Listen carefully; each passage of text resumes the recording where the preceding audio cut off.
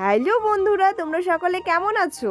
December মাস পড়ে গেল, তবুও দেখো আমাদের এদিকে শীতের তেমন কোনো দেখাই মিলছে না। তোমাদের ওখানে কেমন ঠান্ডা পড়েছে অবশ্যই কিন্তু কমেন্ট করে জানাতে ভুলো না। তো চলো বেশি কথা না বলে তোমাদের আজকে দেখাই একটা নতুন জিনিস। সরি, ভুল বললাম, নতুন জিনিস নয়, শীতের নতুন ফসল। আশা করি তোমরা সকলেই এই ফসলটার সাথে পরিচিত। এটা হলো পুঁইমেটুলি, যাকে সোজা বাংলা ভাষায় আমরা বলতে পারি পুঁইশাকের বীজ। তো তোমরা এই সবজিটিকে কে কি নামে জানো অবশ্যই কিন্তু কমেন্ট করে জানিও। গত বছর আমাদের এই ফসলটি রোপণ করা হয়েছিল, তবে এই বছর আর এই ফসল রোপণ করা হয়নি। এই পুঁইশাকের বীজ বা পুঁইমেটুলি কারা কারা খেতে ভালোবাসো?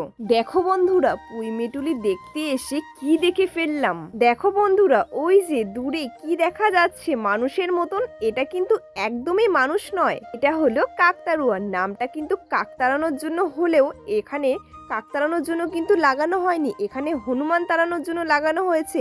কারণ পুঁইমেটুলি তো আর কাকে খায় না, পুঁইমেটুলি হনুমানে এসে নষ্ট করে দিয়ে যায়।